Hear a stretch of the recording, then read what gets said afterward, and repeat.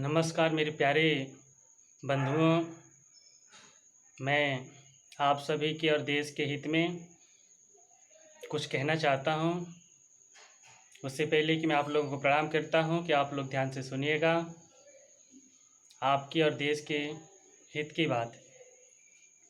मेरी बात कहने का शीर्षक है न्याय व्यवस्था का बिगड़ता रूप एवं उसमें सुधार।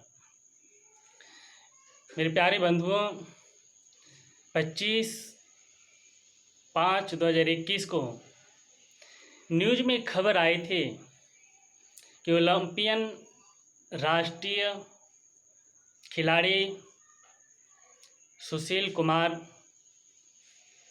एक अपराध में गिरफ्तार हुए। सागर धनखड़ की हत्याकांड के अपराध में। ये बड़ी दुख की बात है कि एक राष्ट्र का गौरव बढ़ाने वाला खिलाड़ी कैसे एक हत्या के अपराध में शामिल हुआ। और उससे भी बड़ी दुख की बात ये है कि गिरफ्तार होने के बाद जो खबर सामने आया है कि उसके अपराधी गैंग में अधिकारी और बड़े बड़े नेता भी शामिल रहे। अधिकतर ऐसा खबरें आता रहता है।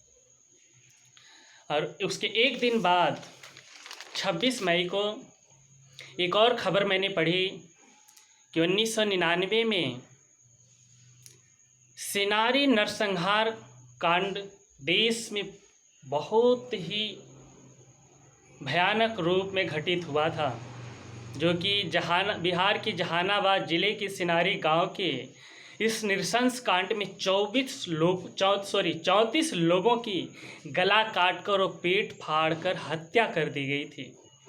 इस कांड से पूरा देश हिल गया था। लेकिन इनके दोषियों को बरी कर दिया गया। ये बड़े दुख की बात है। एक और घटना की खबर उसी के साथ छपी थी कि 1997 में 2013 में पटना हाई कोर्ट ने निचली अदालत के निर्णय को दोषियों को बरी कर दिया था, जिन दोषियों ने 58 लोगों की हत्या कर दी थी। कितनी दुख की बात है कि ऐसे दोषियों को बरी कर दिया जा रहा है कि जिससे पूरा देश हिल जाता है। इसी पे मेरे को कुछ लिखने का विचार किया, जिस पे मैंने लिखा, मैं कहता हूँ न्याय व्यवस्था हर युग की समाज के लिए परम आवश्यक है। न्याय व्यवस्था देश के लिए, समाज के लिए उसी तरह आवश्यक है जिस तरह से शरीर को जीवित रखने के लिए प्राण की आवश्यकता है। प्राण रहेगा तो शरीर जीवित रहेगा। उसी तरह अगर समाज में न्याय व्यवस्था सही रूप से संचालित होगी तो ये राष्ट्र संचालित होगा, राष्ट्र जीवित रहेगा। मैं मानता हूँ कि देश के न्यायालय में 3 करोड़ से ज़्यादा न्यायिक मामले लंबित हैं, जिसको बार बार न्याय व्यवस्था ये कहता है सरकार को कि जज, वकील और न्याय कर्मचारियों की कमी है। न्याय व्यवस्था को और बढ़ाने की ज़रूरत है। सरकार को इस पे सुधार करने की सख्त ज़रूरत है। पूरे शिद्दत के साथ जल्द से जल्द इसके सुधार करने की ज़रूरत है। लेकिन इस बात को इनकार नहीं किया जा सकता कि न्याय पाने के लिए कोई भी पीड़ित समाज लंबे समय तक इंतजार करता है। बहुत से पीड़ित समाज तो मृत्यु को प्राप्त हो जाते हैं न्याय का इंतजार करते करते, लेकिन उन्हें न्याय नहीं मिलता है। बहुत से ऐसे अपराधी हैं जो जेलों में कैद हैं और उनकी न्यायिक अपराधी होने की सज़ा आते आते उनकी पूरी जीवन जेल में ही बीत जाती है। जेल में ही मौत के मुंह में समा जाते हैं। ये घोर दुख की बात है।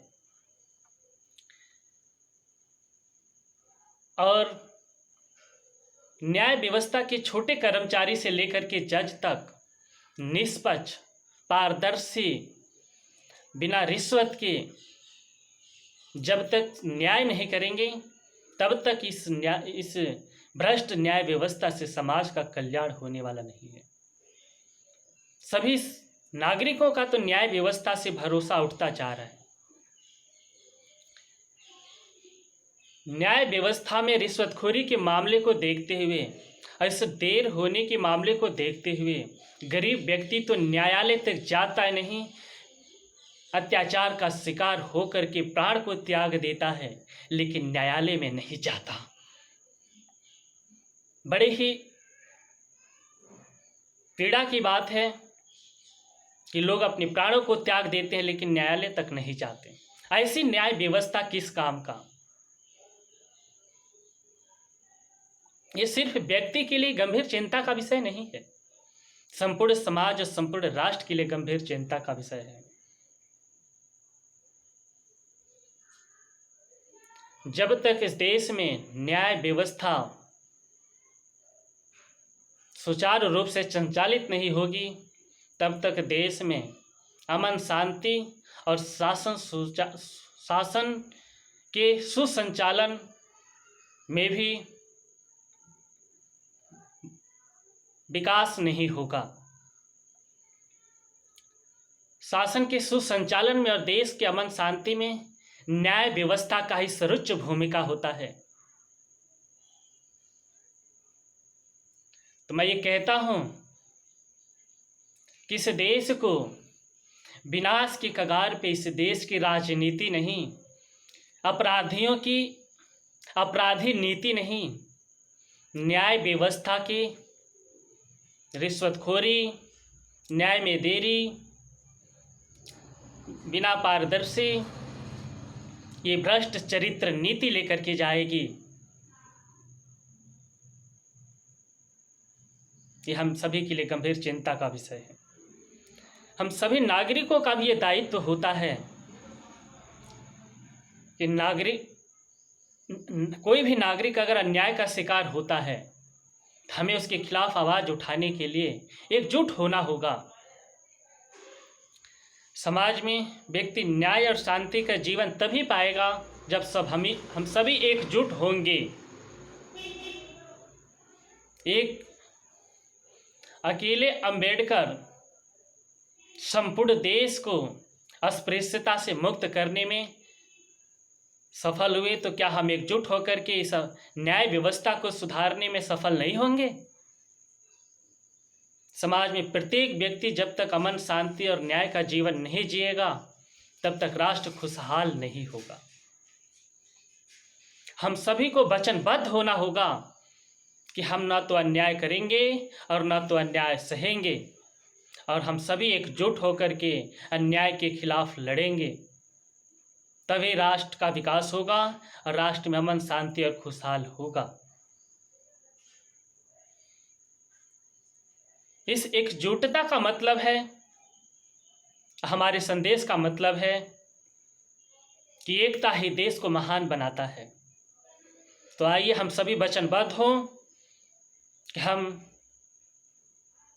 न तो अन्याय करेंगे और न तो अन्याय सहेंगे, अन्याय के खिलाफ एकजुट होकर के लड़ेंगे।